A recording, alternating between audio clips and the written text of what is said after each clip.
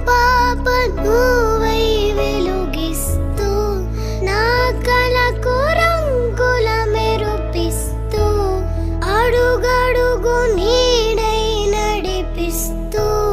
ప్రతి మలుపులో నన్ను గెలిపిస్తూ అండగా ఉండవే ఎప్పుడూ నువ్విలా పండుగై నిండవే లోపల వెలుపల నువ్వు నా తోడై లేనిదే నేనెలా